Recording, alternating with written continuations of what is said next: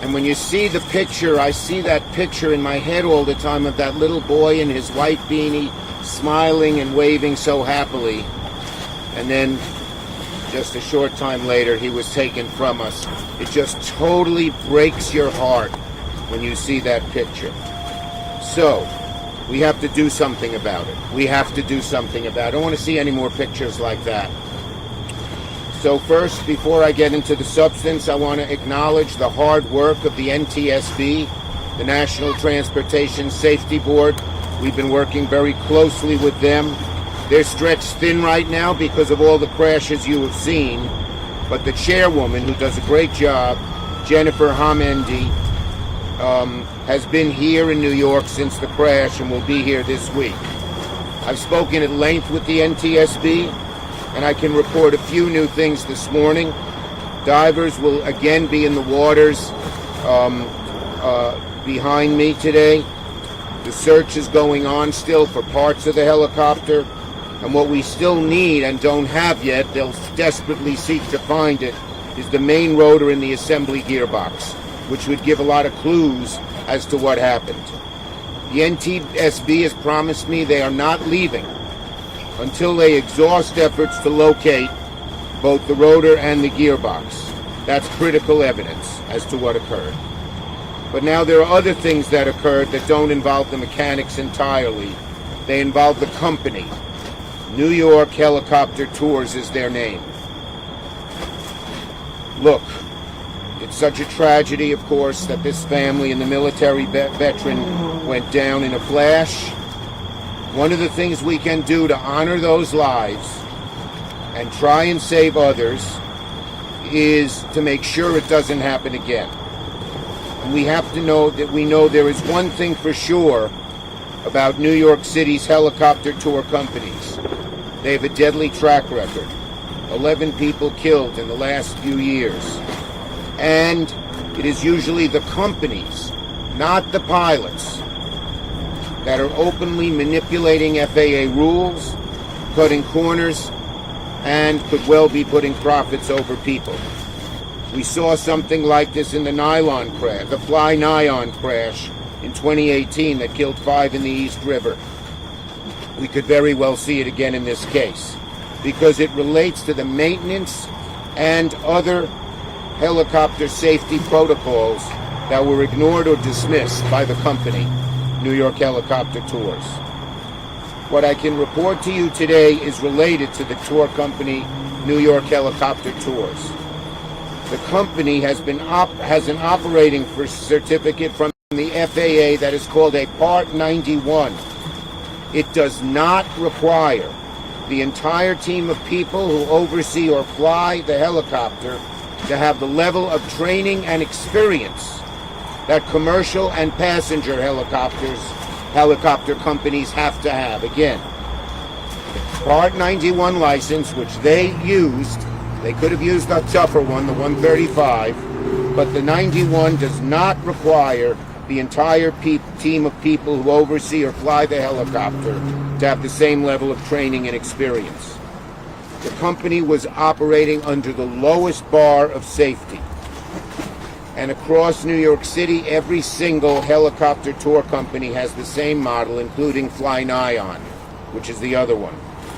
And they're offering the same kind of, and Fly Nylon, listen to this, is offering the same kind of flights that just took the lives of these 6 people, but now, because of the crash, they're giving a 70% discount, a special.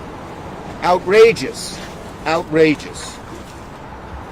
Right now, New York Helicopter Tours is under investigation, under federal investigation for these deaths. But first, I am urging the FAA to pull their operating certificate immediately and cease flights until their full investigation is concluded, at the very least.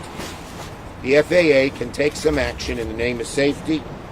They definitely should. Second, while the NTSB investigates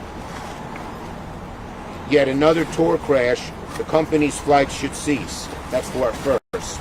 Second, I'm also demanding that the FAA increase what are called ramp inspections at other metro area helicopter companies. At other helicopter tour companies, right. So I'm demanding the FAA increase what are called ramp inspections at other helicopter tour companies. A ramp inspection is a surprise inspection. They show up unannounced and check if things are on the level and the helicopters are doing the right thing. Helicopter ramp inspections, sometimes they call them ramp checks, are unscheduled inspections conducted by the FAA to ensure compliance with regulations and maintain safety. The inspections can happen at any time. They are not notified ahead of time so you can see what they're doing. It's sort of like meat inspections or food inspections where the inspectors show up unannounced to see if everything is on the level. Okay? These inspections, they focus. Okay. As everyone knows, I have a long history trying to raise alarm bells about helicopter companies, saving lives, holding helicopter tour companies to be accountable. A few years ago, they would fly with the doors off. Remember that? We got them to stop that. But the FAA has to do more.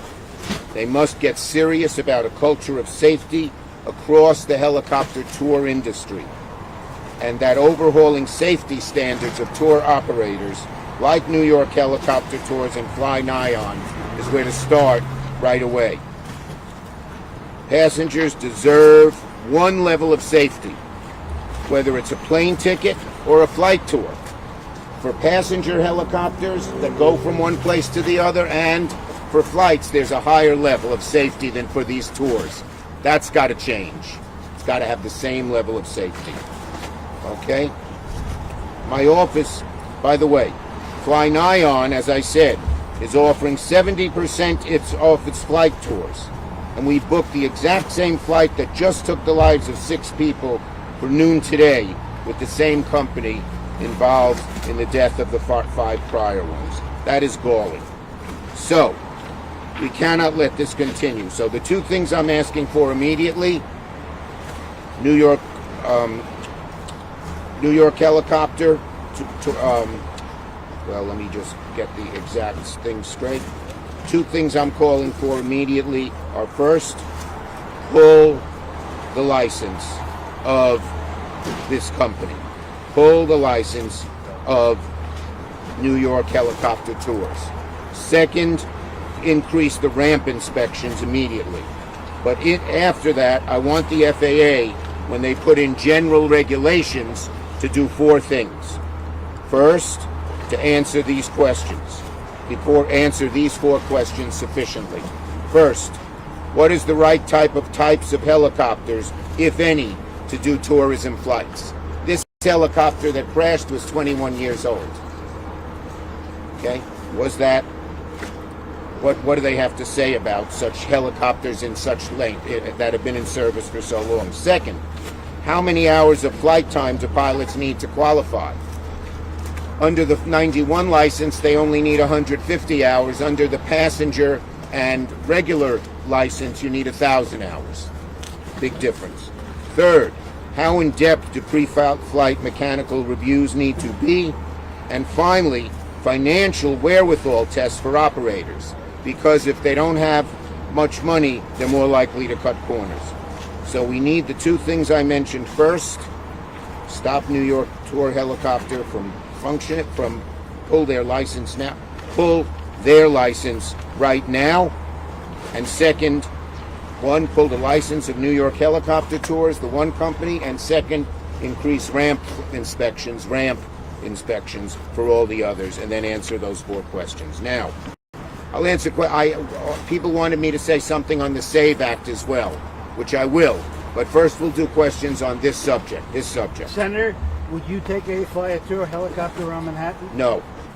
Why? I'd worry about safety. Any other questions? How can we push the FAA to monitor this? Well, we've talked to the FAA, and they do seem sympathetic to what we're asking for in terms of upgrading the licenses from a 91 to a 135. and we've told them these 4 things. I'm going to watch the FAA completely. I'm going to be on top of them to make sure they do the right thing. Okay? Okay. Let me talk about the SAVE Act. Okay? Oh, he has a chopper question. Chopper Is question. there any concern about what the FAA can actually get done under changes that have happened in the current administration? Look, this shouldn't be a political issue. In the past, when I pushed for safety in helicopters, it was bipartisan. Hopefully, it'll be bipartisan again. Okay, SAVE Act. All right, I wanted to say something about the SAVE Act, which the House just passed and now is in the Senate. Congressional Republicans are pushing a really despicable proposal that would coerce states into instituting policies preventing millions of American citizens from voting. It would stymie automatic voter registration, derail in-person voter registration drives, and make it much more difficult to register by mail, which has been very successful in many states. That is an outrage. We should not be telling millions of Americans they have to jump through 28 hoops before they can vote. It's an American right. We all support safe, transparent, and secure elections, but there's been virtually no evidence. Countless studies have proved beyond a doubt that voter fraud is very rare. Some of these right-wing Republicans are using this to prevent people they don't like from voting. And it's gross, it's disgusting, it's un-American. Congressional Republicans want to disenfranchise millions of American citizens, seize control of the elections, and fan the flame of election skepticism and denialism. Republicans know that their SAVE Act, the so-called SAVE Act, is not about safe, transparent elections. So I want to tell the Senate Republicans something. It is dead on arrival in the Senate. As I don't have power to block all legislation, like the reconciliation, but I can block this, and I will. We will block this legislation. The SAVE Act will not pass in the Senate. It is dead on arrival. Okay? Thank you, everybody. I'm going to go up to Westchester. Appreciate your being here. Thank you. Hey, Angelo? Have a good day. Thank you. I assume the senator going to the guy that fixed the water behind crash in the Hudson River. Yeah, he was just, in the waters. Sorry, I just had It's okay. In the waters around him. Yeah.